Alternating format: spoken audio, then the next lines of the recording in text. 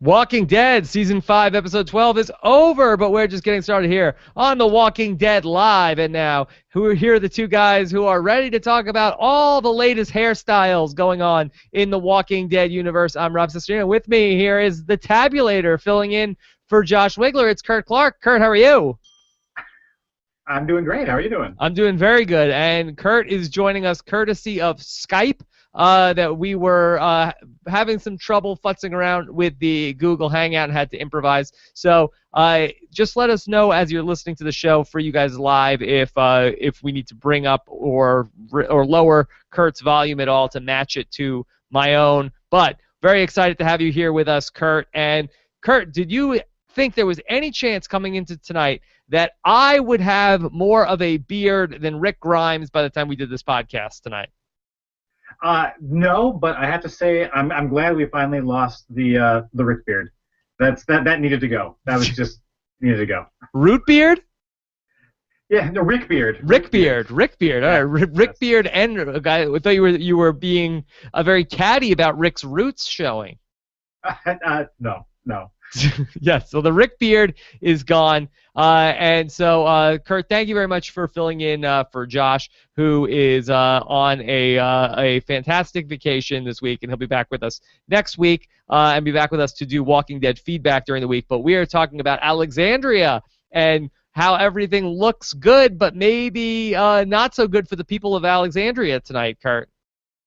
Yeah, we've got like a new brand of douche on the table, I think. I don't know if it's the ROTC douche, but yeah, I'm not sure if there's something like a big, larger conspiracy that's going on, or if it's just more like small town drama. Yeah.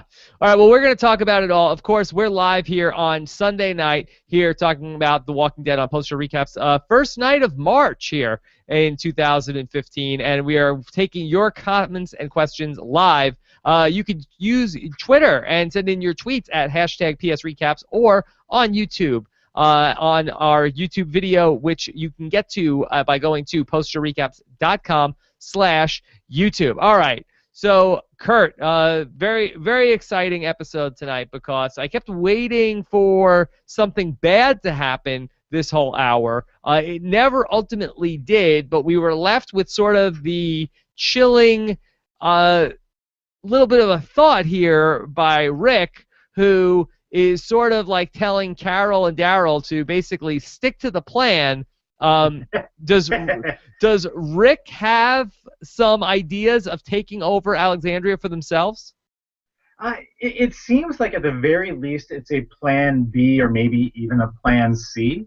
But yeah, it was surprising for me to hear that at the end of the episode. It's like, we may, if people don't fall in line or if people aren't willing to, do what they need to do to survive, we might have to take over this place. And so we're starting to see, I think, the Rick's group, Rick's family, are they potentially becoming the bad guys this season? Yeah, well, we saw with the Terminus people in the beginning of the season where they did the then, now, and the Terminus people started out as nice people, but ultimately, when they had to become bad people. And there was all sorts of talk over, if we stay here, we'll be weak.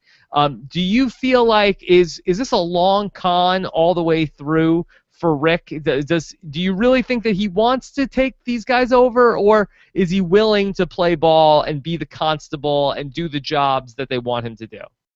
I think it's somewhere in between. I think he's willing to play along for now, but he's also going to do what is best for his family. And if that means take over the town, it means taking over the town. But it's not his plan A. I don't get the sense it's his first plan right out of the gates. Now, what a terrible job, again, by Aaron. We touched on this a little bit last week, I think specifically on the feedback show, to bring in Rick and his group. I mean, what a horrible job to vouch for these guys, that these are the last people you want to bring into your society. You might as well have brought in, like, the governor and the Terminus people.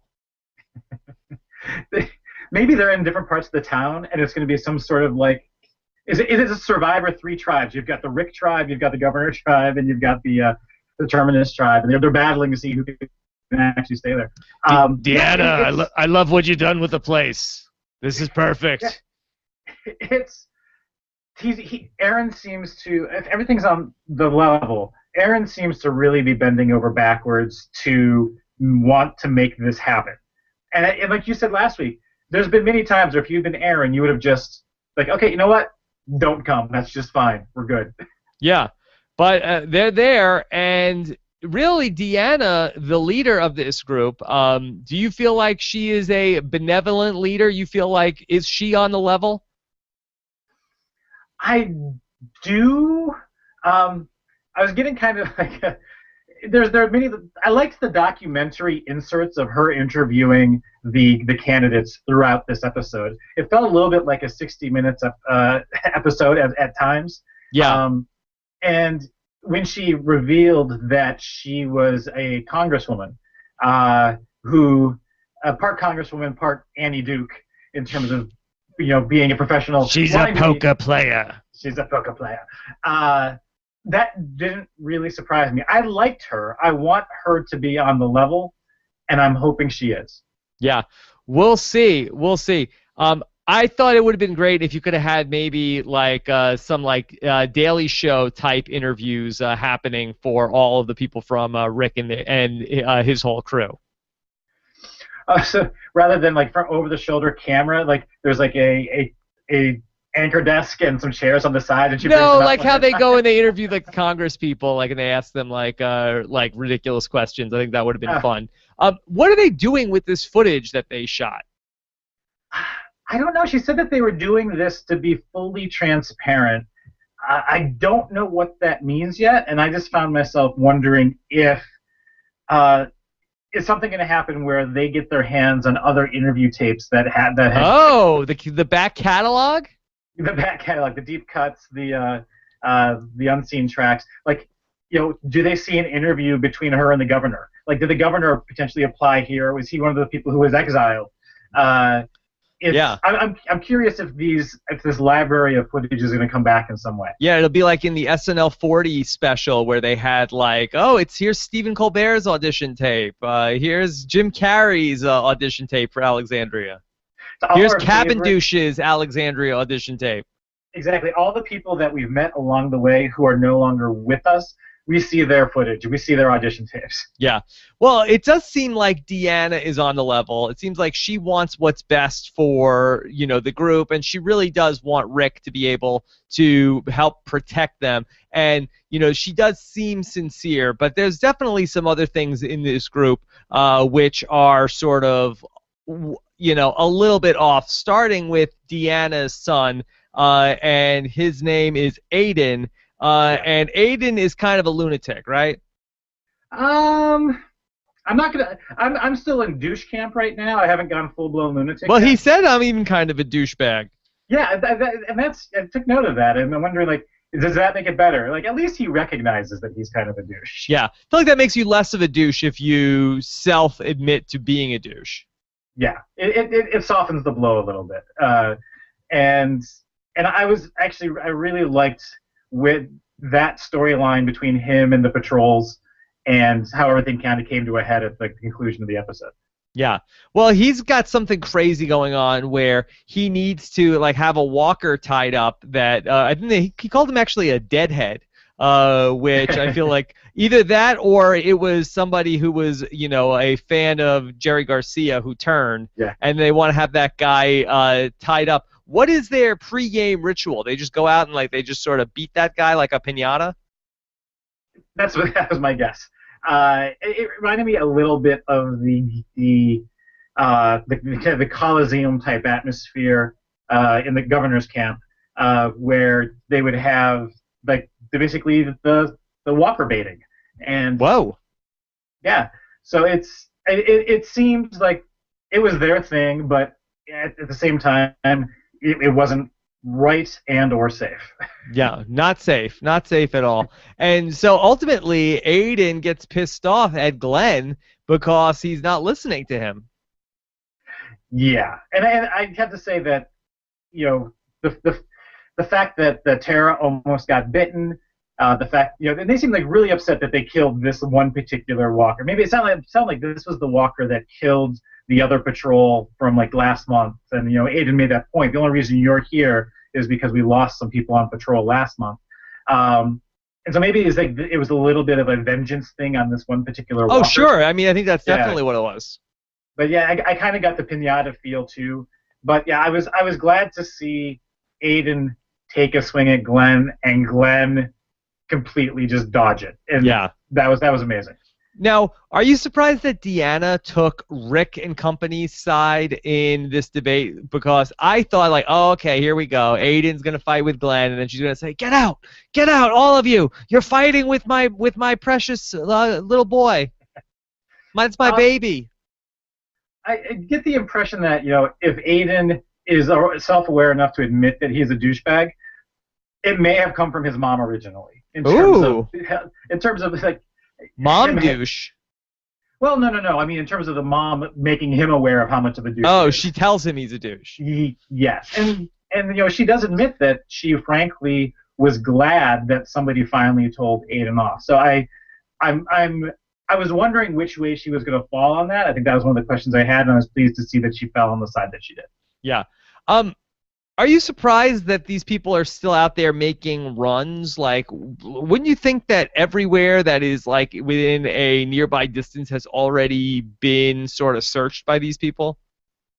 I got the impression, though, it was not so much for searching for supplies necessarily, but kind of maybe sweeping the grounds for walkers and like seeing if there's like a large herd coming their way, like one of the super swarms of walkers. So I kind of got the impression that it was more to keep an eye on just what's going on in the area around them. Even looking if there's potentially, other humans that are wandering into their range.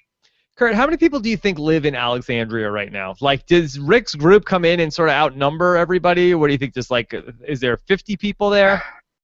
You get the impression they outnumber them. I mean, we haven't seen a lot of people. I mean, if you're literally going based on who we've seen. Yes.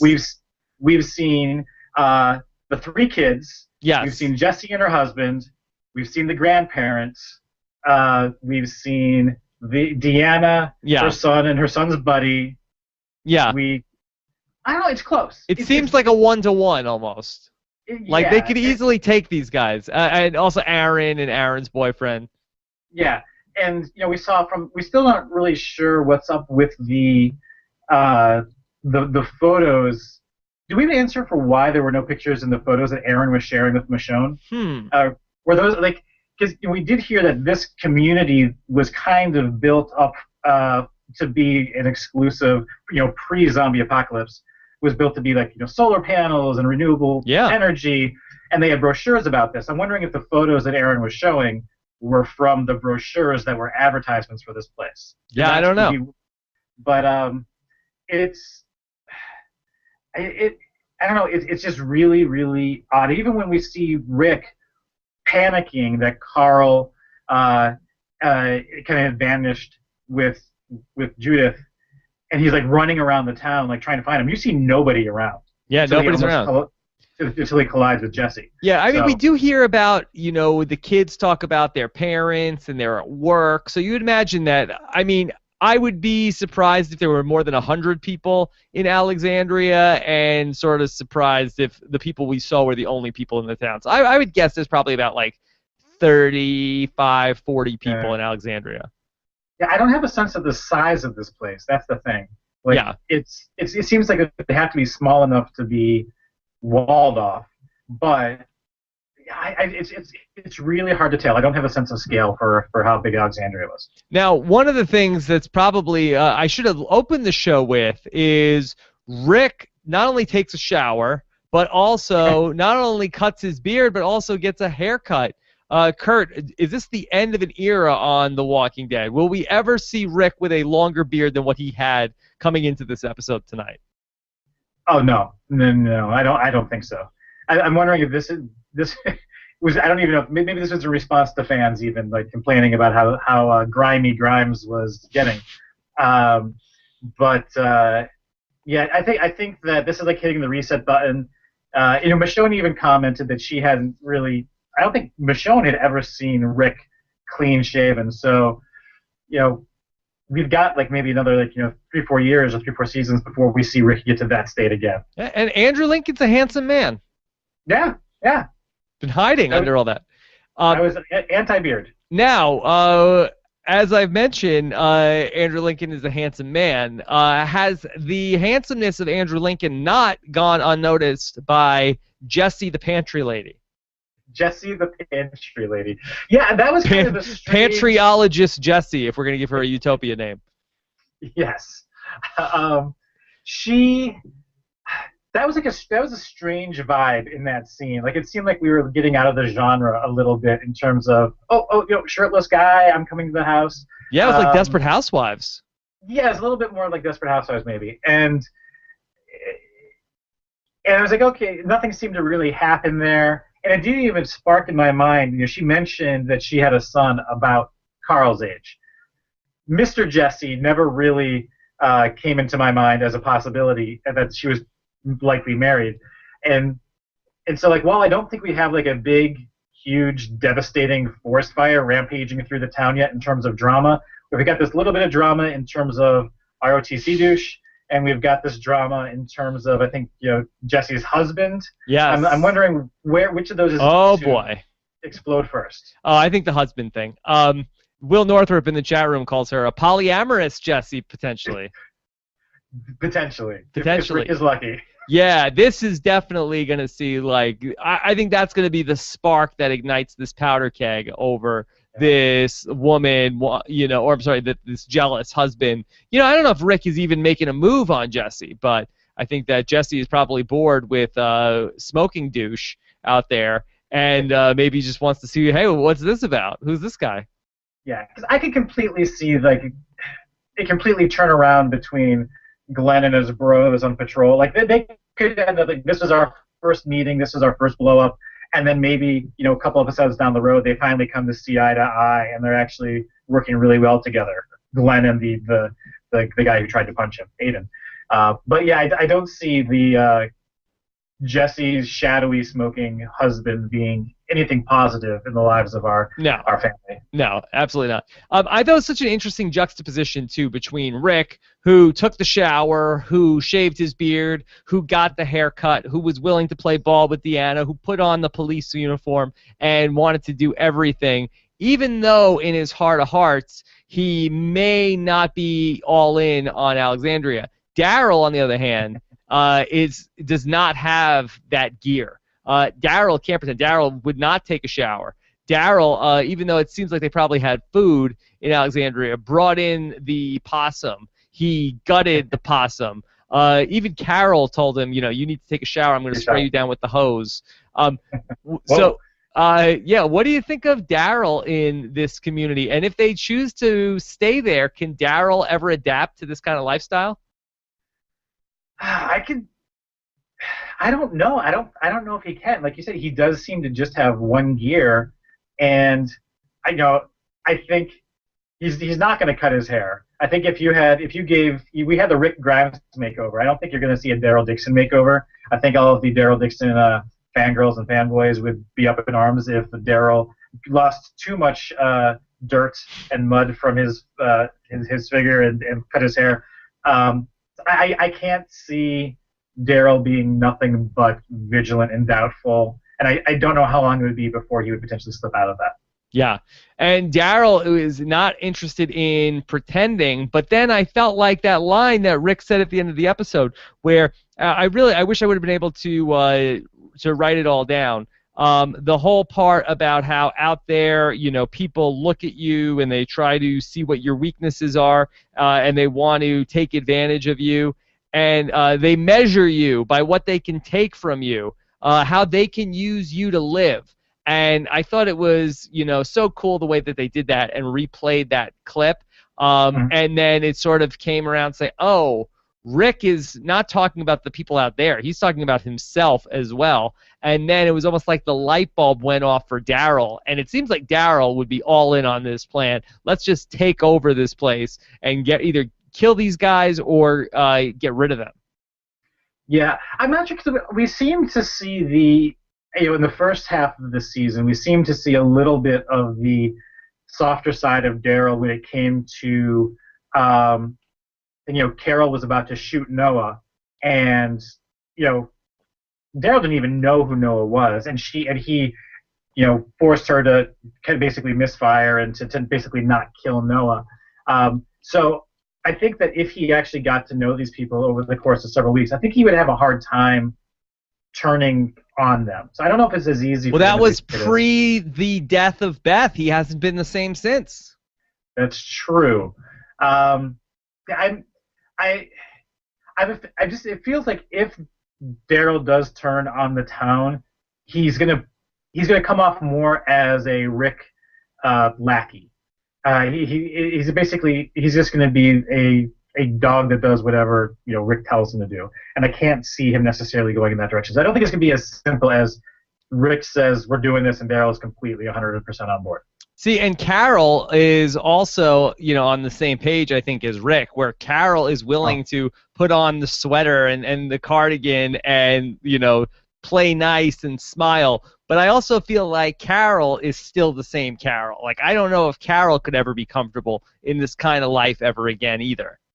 oh no, I loved Carol this episode in terms of from when they're turning over their weapons, she's just smiling so brightly at this woman who's collecting her weapons. She's a people And person. yeah, well, this thing, like her interview, I took her interview as a complete act, as like, here's the facade I'm putting on that I want you to believe about me, is that I'm most comfortable, being the den mother and, doing laundry and gardening. And I thought that she was really acting up a storm for her interview with Deanna, and I really loved it. Yeah. No, she was very, very good. Left out the part about how she teaches kids how to use knives. Yeah, that's true. Yeah. That's true. Um, But that let's didn't really end well.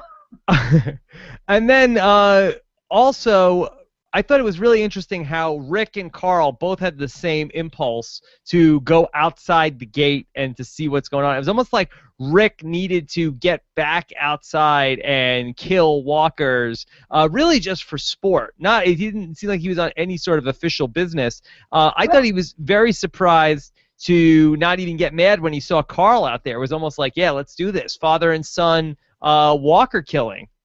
I did like the father-son bonding moment, but I got the impression that he went out there to see if his gun was still in the blender where he hid it, and Carl was just out there because he was following Enid over the wall to see what she was doing. So it wasn't so much, I think, for them that they just had to get out.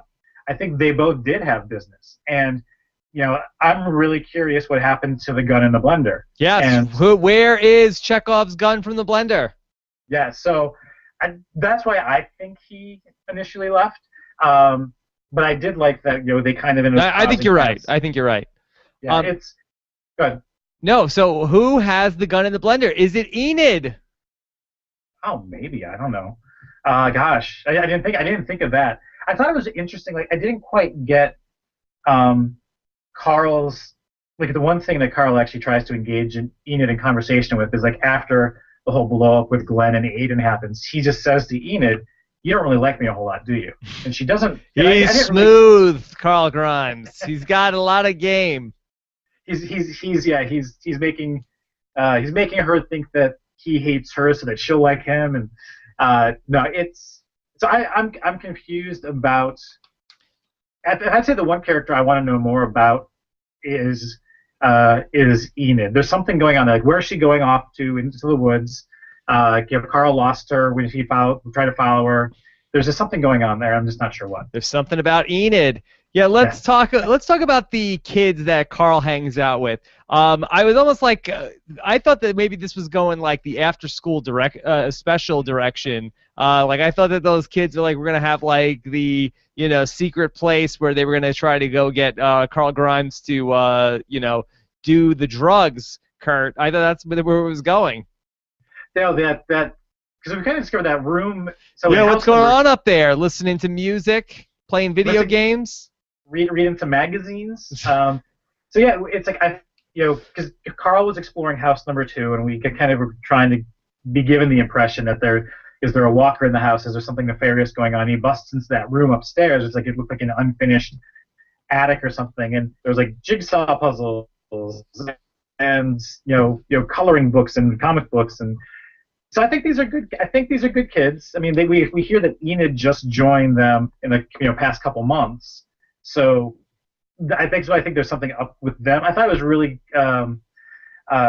observant on the part of the two boys that they're saying we can do this, we can do this, we can do this. Carl looked like he was about to burst into tears and didn't know what to say, and they kind of backed off and said, "It's okay. You don't have to talk to us. This is probably very overwhelming for you, and we apologize." So, yeah, I thought the kids were going to be kind of jerks, but they really did not seem to be too jerky. No, they haven't gone to the Aiden level yet. I think they graduate to that later on. Yeah, not yet. The comic book that Carl found, was there any significance to that? No, I couldn't. The name didn't look familiar. We just knew that was Enid's comic. I'm not. There's like different pop culture zombie things I've been following, and there's other things that have comic books in them that are of relevance. I don't think Walking Dead was one of them. Okay. Other than it was obviously a graphic novel. So. On the back of the comic book, it said "Wolf Fight." Oh, you're right. And does this refer back again to the wolves? Yeah, do the Wolves have their own comic books? What an empire for the Wolves. You're not a true gang until you have your own comic book series. Jeez. In the apocalypse. Yeah. But Rick has his own pretty sweet new setup that they give him, but they decide to have a sleepover with everybody. If you were in the Walking Dead group, would you want to continue to do the sleepover? I'd do it for like a week. A week? Yeah, give it a week. Until I think they've been, if we'd gone through Terminus, if we'd gone through dealing with the governor, I probably would not be completely just assuming that everybody here was on the level. So I think I didn't get the sense that there were people who were like, do we really need to all be in a living room together? Can't we go to separate houses or separate rooms? So yeah, I would have done a living room sleepover all the way.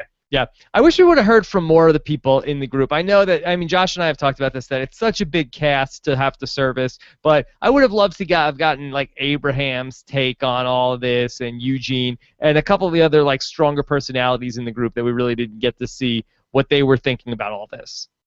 Yeah, I was glad that we at least got to see some nice interaction with Tara this episode in terms of her and Glenn and strangely Noah being part of the patrol group. Why did they pick Noah to be? Yeah, with his bum leg. Yeah, that confused me. Yeah, what job did Abraham get that he's not on the patrol? Like, Abraham, you're gonna be working in the kitchen. I feel like you are gonna be one heck of a dishwasher for us. Noah, we want you out making runs. Yeah, I know you can't walk, right? But rub some dirt on it, buddy. We did see Noah outrun Tyrese in a couple episodes ago. Yeah. So maybe Noah is quicker than we give him credit for. Okay, that is fair. Is Deanna's husband in the mix? Is he gone? The architect? It was hard to. I would have thought that we would have seen him by now. Like, she referenced him. It didn't seem like she was referencing him in the past tense. So I would have thought that at least in those interviews or in the introduction to the town, if you meet the town's leader, you're going to meet the town's leader's significant other at some point. You've already met the son. Yeah. So I'm guessing that the husband's somehow out of the picture. It seems like, as far as Deanna goes, it seems like for her, it's almost like everything has gone very well. It's like she has no idea how bad it is out there. Yet, if they've lost that many people, you would think they would have some idea of how bad it is out there. Yes, I think you don't get the impression, like they're at the point where they are actually actively exiling people that just aren't working out, and that almost makes it seem like they really haven't necessarily fallen on hard times, unless what those people did was like really egregious in terms of how they interact with their little society there. But it's this lack of people in the town is kind of strange, and I don't know how to interpret it as something that we need to pay attention to in terms of the plot and something's wrong, or if it's really just a matter of casting choice and story choice. So. You would think that Glenn and Maggie would have wanted their own place by now, right? Yeah. Especially, it's like I'm working my way through the graphic novels, and I'm still at the prison. And at that point, Glenn and Maggie are very vocal about getting their own place. Yeah, they That were in the far back. watchtower. Yeah. Yeah. And So let alone a place with a shower. yeah, but I think they're both just. I think everybody right now is cautious, and nobody's too eager to break routine just yet until they know exactly what they've gotten themselves into. Okay. Let's go ahead and start to open this up to questions from you guys. Of course, you can use the hashtag PSRecaps or also on our YouTube channel at posterrecaps.com/YouTube. All right, Scott, let's get the first question going tonight and see what people are saying about this episode. Okay. Question number 1. Let's start with Jason Burning, who says, "Who's been cutting all the grass in this little town?" Yeah, who has this job? Probably not Aiden. Maybe the one of the grandparents. There we go. Oh, is that a good job for grandparents? I feel like we get hot out there, though. It would. It should be one of the either Jesse's son or his friend Mike. Okay, maybe some of the neighborhood kids. Yeah, they babysit, they cut the grass, and if there's a town newsletter, they probably deliver that too. The newsletter. Yes. Okay. This is from Gianfranco, who says, "Should Daryl be eating a possum that was out during the day?" Well, Kurt, you're the authority on all sorts of eating animals and things that you find. Should you eat a possum? Yeah, possums are good eating. Yeah, my friend Red says that's fine. Yeah. Yeah, I think that's okay. It's as what was it that Keith said? As long as you're doing burping, you're okay. So I guess that's probably the rule of thumb there. You just want to not too much ramen noodles. That's not good. All right, Cabin Douche is back. He says, "Did Rick get into The Walking Dead's version of a hot tub time machine and go back to season 1?" Yeah, he's clean shaven. He's wearing a police jacket. Yeah, it's a little bit the Walking Dead retro action going on here. Lots of talk about Laurie in this episode. Yeah, I liked though how Deanna does bring up the point that what did you used to do, and Rick's like, well, does that matter anymore? And I think if Deanna's goal is to lend some sort of normalcy to this crazy world we live in, then yes, it is something that has to be paid attention to. Yeah. If not just for the sake of what are you good at, but I think if people start getting into the mindset that they used to be in, then things potentially have an even greater chance of getting back to normal. Okay, let's take a question from Emily Stobbs. Was it just me, or was Michonne really checking out Rick with his new clean-shaven face? Do you think that we could see a Michonne Mance, Kurt? Yeah, I'm thinking so. Like, I was wondering if there was going to be a Rick and Jesse thing going on, but I believe that I think the strongest contender in the group would be a Michonne Rick fling of some sort. Power couple. Yes. Very much so. They did take away a lot of weapons, but they left them with a lot of sharp implements between knives. I saw Michonne still had her sword. Yeah, there's nothing that can be fired. And apparently there's cutlery in the houses too, because I think Rick goes to the kitchen at some point and just gets a really sharp knife out of a drawer. So they're not trying to disarm everybody in town. It's just the firearms that they're avoiding. Kurt, if you were in the Walking Dead crew, would you be happy here at Alexandria? So far. Yeah. So it's. I wouldn't be like, boy, I need to get back out there and get my hands dirty, killing walkers. Yeah, exactly. Is it bad that I like comfort way too much to think I'd enjoy the zombie apocalypse? But the first thing I think when I see Rick and Carl go into zombie slaying mode again is, you guys just took a shower and now you're covered in zombies again. Yeah, they like it. They don't want to get weak. They're worried. They're afraid they're going to get weak. You just got clean, guys. Come on. Yeah. I did think that was one of the more interesting points from the episode. Can you live in sort of the lap of luxury in this universe, in this world, and stay strong? Does being sort of, able to relax, does that take you out of it enough that you put yourself at risk? I think that if you've gone through what Rick and team have gone through, then you could figure out a way to stay on top of your game. Actually, I think the patrols are a good way to do that. You're obviously still running into walkers in the vicinity of the woods and clearing those out in the vicinity of Alexandria. So I think I don't know, is there like a morning boot camp sort of thing that they end up putting on? So I think there's a way for them to stay strong, to avoid weakness, but to enjoy what comforts they can. Yeah, I mean, but things are going so well that they're just like tying up Walker like for sport, like just like oh, let's just hang this one up and then we'll just come and beat him up every day before we start.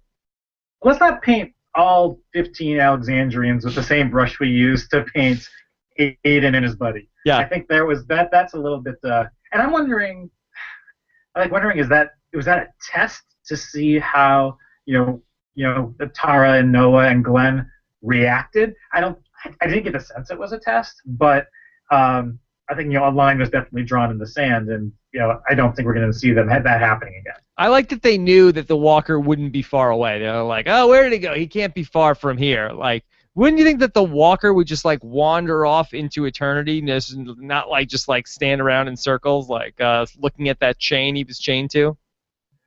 It didn't seem like he was actually too functional. I don't know when the last time they saw that particular Walker was. So yeah, it seemed like he could have just wandered off in any direction. Yeah. Okay. Luckily, he was still there. All right. Keith Dixon says, "Is this the real world Walking Dead with all these on-camera confessionals?" Yeah, they got to do all these confessionals in the diary room. Yeah, next we're going to see the Walking Dead, the challenge. That should be good fun. Yeah, I wonder if Deanna was also a videographer, right? Because I felt like she really framed the shots very nice. Like she used like 1/3 of the frame and left room in the like some nice negative space. Yeah, it was coming on the heels of the Modern Family episode that was all completely filmed in Skype this week. Like this is like another interesting new twist on a classic show that we love. Kurt, is that where you're calling us from? The Modern Family episode filmed on Skype? Yes, that's where I'm calling you from. Yes. All right. Well, say hi to Cam for us, okay? Okay, will do. All right. William Northrup says, more ridiculous, Carol in the cardigan or Rick in the constable getup? You know what? They both wore it well. Now, what exactly is a constable? The only constable that I know is Constable Odo, who patrols Deep Space Nine. What does a actual constable do? I think they're in charge of the constabulary, and that's about all I got. I think it's maybe just shy of a sheriff. They don't need a full armed forces in town. So okay. We'll go for it. Who is the current chief of police in Alexandria? It doesn't seem like they had one. We don't know if is this a suddenly vacated position, and if so, one of my first questions as Rick would be, what happened to the old constable? What is it that suddenly I don't get the feeling that Deanna just suddenly felt the need for there to be a constable. Is there if there was a sudden need, what was it? Why do you suddenly need one now? What happened that is causing you to create this position for me? Yeah. So. We also found out that Rick doesn't even know the answer to one of his own questions tonight. He doesn't even know how many people he killed. I bet he doesn't know how many walkers he killed either. That's a little unfair. Yeah. So if you ask the question, you should be able to answer it. Rick would pass on 1 and 2. All he does know the why is that to keep his family safe. Yeah. So that's true. Okay. Yeah. Michael Rajpal says, it seems as though Alexandria is safe from external threats given how long they've survived as a community. With that being said, could conflict come from within, or could we see a new group threaten these people? Well, I think we've seen a lot of conflict brewing within, between the Glenn versus Aiden thing. We've seen Rick versus Jesse's husband. So I think Enid. Yeah, Enid. There could be some Enid jealousy going on. So it seems like there's definitely some stuff brewing. Yeah, I think that it's going to be man-made drama, as it were. But I mean, at the same time, Terminus was internal conflict as well. But I think this is going to be. I think my prediction is that things will get out of hand, and someone in Rick's group will be threatened, and they're going to have to take over. That's what I think where we might see things going.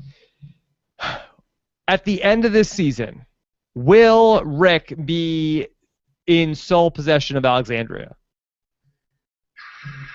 How many episodes do we have left? 4. Just 4? Uh, I think that Alexandria will be burning to the ground before we see Rick in possession of it. Okay. I think there might be a point where he does, but then something goes wrong and they have to be on the move again. Yeah. Can we continue to have this show like in the current, like if Rick just does like the despicable and like kills the people that are from Alexandria and takes over their town, can we continue to watch the show in the same way? Isn't it become like a different show?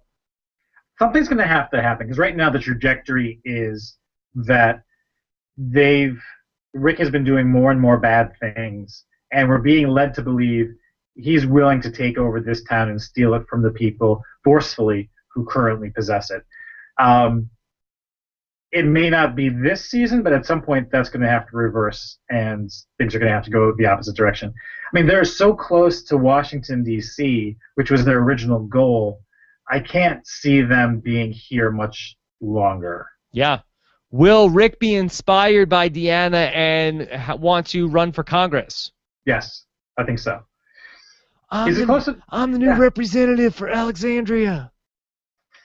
Yeah, it's just go right by D.C. Just go there, fill out some paperwork, get running the polls. All right, here's a couple of more questions. Kelly Kahn says, Daryl's like a wild animal. What would it take to get him to trust it's safe, or at least take a shower?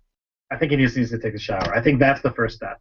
Yeah. Like once you get the shower, everything else will fall into place. Yeah. First, you get him into the bathroom, and then you get the water in the tub, and then it's like, okay, here, splash, splash, splash. Okay, the water is not gonna hurt you.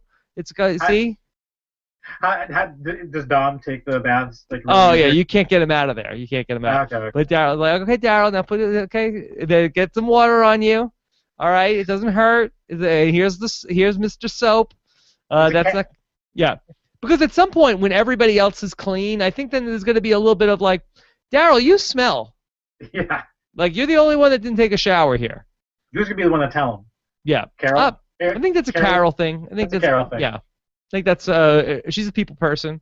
Okay. Yeah. Summer 19628 says, I didn't see Father Gabriel at all. Is he still around? Did I miss something? Yeah, he's probably conducting Sunday services.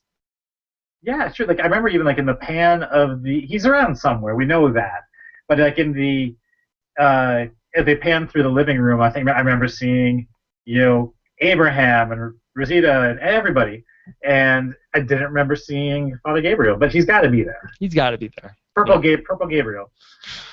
All right, Spicy Wasabi X says, isn't Noah the least qualified to go on the food runs? Shouldn't he work in the infirmary? That's what I'm saying. Or he should work the outside the gate detail. Yeah. What's your take on Noah? We're hard on Noah. I know. In the Walking Dead video games, which are kind of a prequel to what happens in the main storyline, there's a character that's very much like Noah, and I liked that character and kind of protected that character at every turn. So I'm kind of a soft spot for Noah. Soft spot for Noah. All right. Soft spot for Noah. We need somebody on the team that's going to be a soft spot for Noah. All right. Yeah. Natalie in Chicago says, why do you think Carol decided to BS about being weak and felt lucky for the protection from the group? That's the one thing that makes me wonder how much of what Carol is saying is an act. I think a lot of the talk that she had was meant to maybe put Deanna at ease about her as a new member of the community. But I think part of Carol wants this to work out. Yeah, but I think that's sort of like a basic self-defense maneuver. I think when you're actually strong, you want to appear weak. And I think when you're weak, you want to appear strong. And I think that's kind of like what Carol's doing. I think that she knows how good she is. She doesn't need to let them know how good she is. If you're a good strategic player, because we've seen plenty of people on Big Brother and Survivor who want people to know how strong they are. Yeah, and that doesn't really work out. It works great. out. Yeah. No. Stephen Hooker says, who do you think stole Rick's hidden gun in the buried blender? All right, who knew that it was there? Did you notice when they went into the camp, Carl glanced back and saw a girl standing in the window of one of the houses outside of Alexandria. And I had to rewind it and double check to make sure. Yeah, they hadn't yet entered the gates of Alexandria, Carl glances back, and there's a girl in one of the windows. I think it was Enid. Um, and so if Enid was there to watch them enter Alexandria from the outside, she could very well have seen Rick put the gun in the blender. So my guess is Enid in the woods with the gun. With the gun smoothie. You like the name Enid, Kurt? It does not roll off the tongue easily. Yeah, I don't know. I don't know what they were thinking. It is Enid, right? I'm getting that correct? Yeah, I think you're right. Alexandria seems close to the Truman Show. Yeah, good morning, good afternoon, good night, Rick. When Carl was walking around house number 2 and started to go upstairs and come to the attic, I took it down in my notes. It's like I'm getting a strong sense that all of the houses have hidden cameras and are mic'd and are bugged and are listening in on everything that they're saying, but I have nothing to back that up. I just have a strong sense that everything they say is being listened to. Well, they do have video camera technology. They do have video camera technology, and yeah, they're close to Washington, D.C. There's lots of three-letter agencies in the area, so there's no shortage of that technology in the area. So yeah. Okay. They did have the listening devices also. Just I don't think that this is the case, but just to support that argument, I think that there's a little bit of evidence that supports that. Yeah, these 2 houses have been. Anybody new who comes to town will put them into these 2 houses because these 2 houses are fully bugged and fully. There's cameras everywhere. Big Brother house, yeah. Yes. And if that's the case, Rick is screwed. Yes. And also not cool to make Rick take a shower in the house with hidden cameras. Well, at least the shower. The shower was fogged up, so that looked like it was. Okay. He was safe. All right. Gianfranco says, is Mikey's dad really that strict with the pool table in the zombie apocalypse? What a jerk. Yeah, really. I mean, while Mikey's dad is at work, his son is, playing pool, and dad's going to come home like, I told you, do not play with my pool table while I'm at work. Yeah, is this, again, where is everybody? Is this a case of, well, let's talk about your dad but not show him so that at least they think there's more people here than there actually are? As far as we haven't gotten like a Children of the Corn type of episode or storyline yet in Walking Dead where there's like they come upon a town that's just full of kids. Kid Nation. Oh, no. I think the town full of kids has been eaten by now, Kurt. But the one, like the 15 that were left over, were just the real badasses, the real Drew Christies, and were able to fend for themselves. So I'm hoping that maybe season 8 down the road we get they run into the town that's full of kids who have just survived. Okay. Will Northrup says, disappointed that the Sex, Lies, and Videotape homage only has the videotape. There were lies. Yes, yes. And the sex maybe will be soon happening. To be continued. Yes. Okay, let's take a few more questions. Michael Rajpal, how is it that Eugene and Abraham are still bigger than most of the men we've seen in Alexandria? Or are they suffering from the same thing as Hugo did on Lost? So is Michael commenting on the weight of Eugene and Abraham? I'm not sure.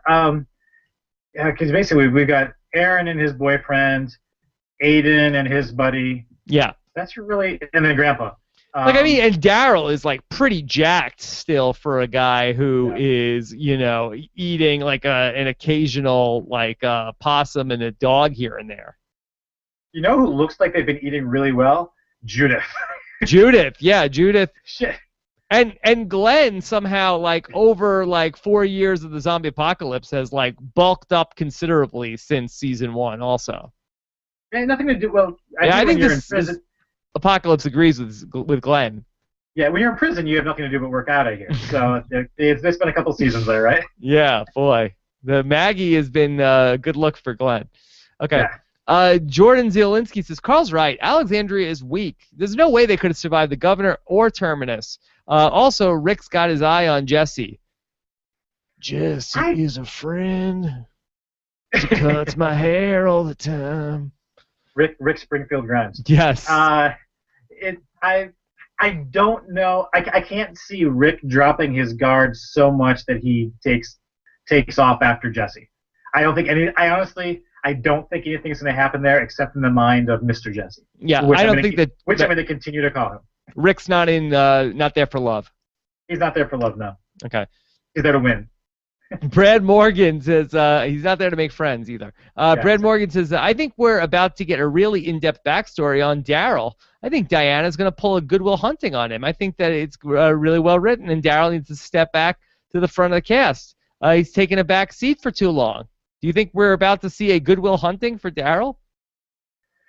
it's going to go one of two ways. Either Daryl, because of his constant vigilance and refusal to drop to shift out of the one gear he has, is the one person who, wakes everybody up to what's really going on, or that he suddenly breaks down and comes out of Deanna's house in like a suit and a haircut and showered, and it's like he gets Pretty Woman's, and Whoa! It's completely remade. All right. Let's take one last question here. And this one is from Wotan237. How many people live under Congresswoman's rule? 4 or 5 dudes, a heavy-set woman, some snotty kids, 2 old geezers, a hairstylist. Are you kidding me? I forgot about heavy-set weapon collector. Yeah, that's another one. Like I said, I think we said earlier, it's largely kind of like a one-for-one matchup. And maybe is that Deanna's ultimate goal here? Is she trying to run some sort of one-on-one death match camp? We'll see. Yeah.